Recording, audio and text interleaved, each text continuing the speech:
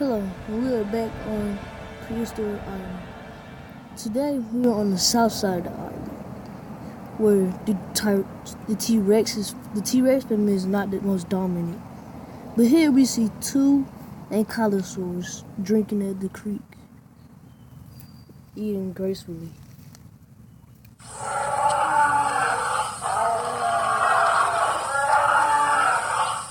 They're having a good time, drinking water, and they're living a happy life together. And these two are mates, and they have been mates for a long time. I think close to 5 years now. They've been together for a long time, and they are being stalked by a Carnotaurus.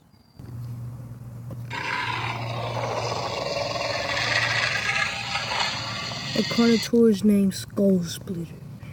He is not the most dominant on the island, but he sure is one of the top predators on this side of the island.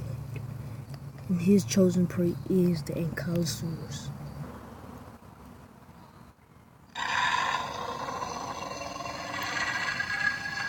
He's waiting for the right moment to strike at the Ankylosaurus, but he doesn't know when to, because they can easily be startled and ruin the hunt.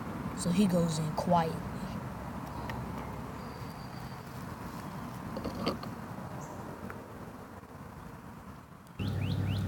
He's gotten pretty close to him, and it's funny how the Ankylosaurus don't know he's here. I guess they're too dumb to know.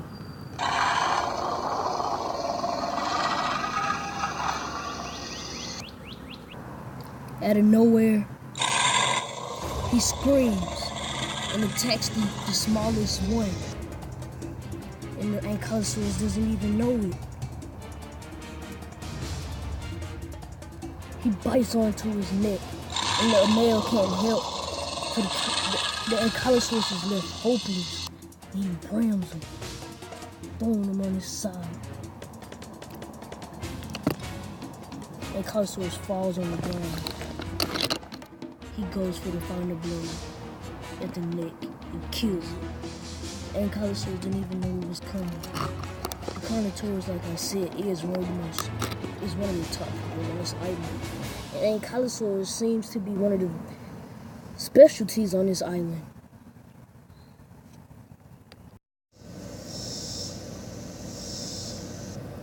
Down on the other side of the creek, where the dark woodlands begin, we see a herd of Kentrosauruses.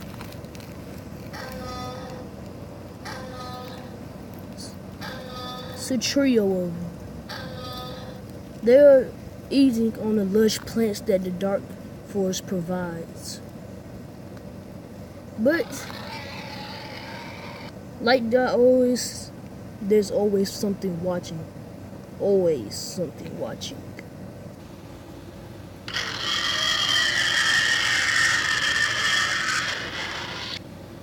Giganotosaurus.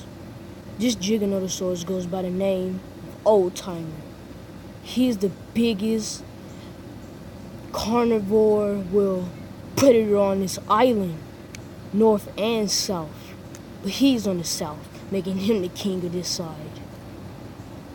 He is watching the Kentrosauruses as he just found them.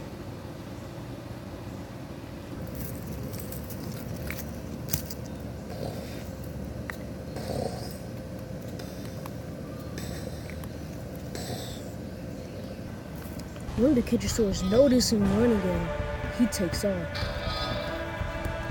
The other two sit there doing nothing, don't even know what's coming from. For them not paying attention, the price comes. He clamps down on the Kentrosaurus' neck, cracks it. The other Kentrosaurus runs away immediately. On this island, you have to be skilled in order to get the kill. This Giganotosaurus has the skills, and he does have the kill. There probably is an overhunting problem on this island, but all the herbivores and carnivores sometimes don't kill each other, of the fact that if they both die, it would be overpopulated for both. So sometimes they don't always just go for the kill. Sometimes they protect. But this isn't the case. He kills, eating his prey. Back where Skull Splitter attack was, we see the male Ankylosaurus again. He has moved pretty far away from the attack. And the reason he couldn't save his mate because his foot was stuck in a rock, making him unable to move. But he has found the female Ankylosaurus again, and she looks familiar, just like his old mate. Here she is. The male Ankylosaurus gets closer to her, greeting her, letting her know how big he is, so she probably will mate with him.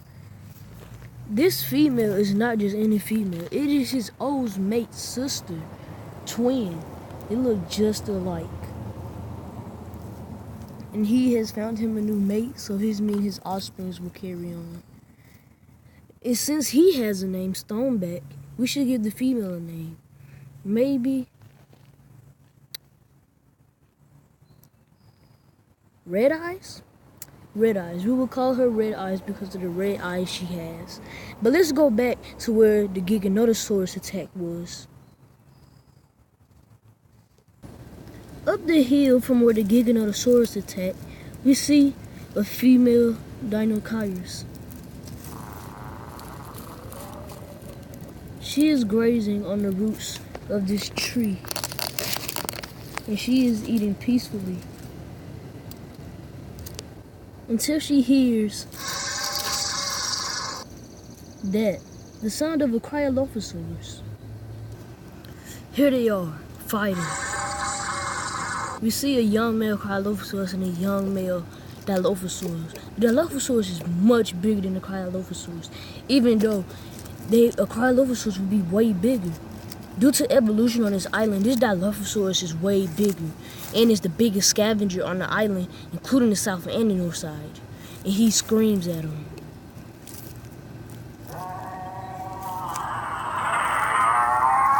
The Cryolophosaurus does not like that sound and backs away, knowing it won't win this fight.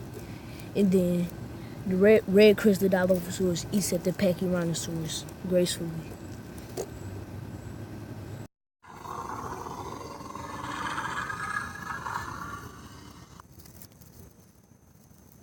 The female Carcharodontosaurus has made her way out of the bushes. She has just got done sleeping, and now she is hungry. She hasn't eaten in days and hopes to get something today.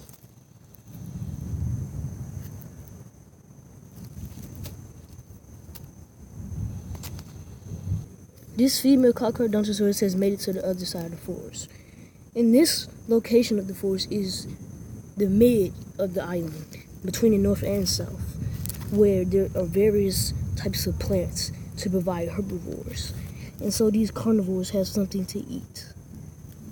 And she has found her prey item. This is her selected prey items. One of the Parasaurolophus. She doesn't care which one, but she wants something.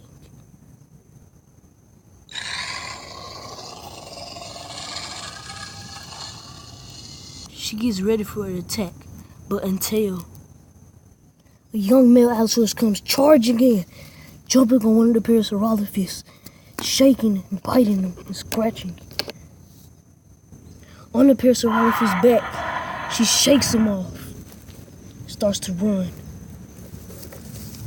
The male comes with her as well. The Allosaurus gets up and realizes he's ruined the hunt. And not just for him, but for the Carcharodontosaurus as well. She is furious right now and goes to attack the male Allosaurus, as he doesn't even know she's here, so it'll be the element of surprise. And she'll have something else to eat. The young male Allosaurus is disappointed in the hunt, but out of nowhere, Sharp Tooth comes and attacks him, biting him on his neck. He screams for help, as there's nobody to help him, and she cracks his neck, finding something else to eat. Well, she hasn't found, but she's found something to eat. And she finally gets to eat, and she hasn't in days. not too far away from the Red Forest. We are where this place is called Death Rock Valley. They call it Death Rock Valley because most dinosaurs come here to die, or they die here. This female Archaeocanthosaurus has come here for that reason, to get something to eat.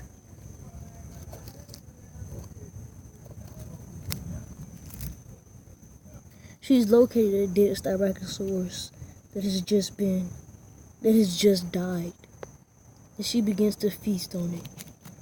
There are a lot of small predators here in the mid part of the island, but they come here for this reason, to get bigger and be able to catch bigger prey, and that's when they move to the north and south side. Well, this is the end of this video. We will see you next time on Prehistoric Island.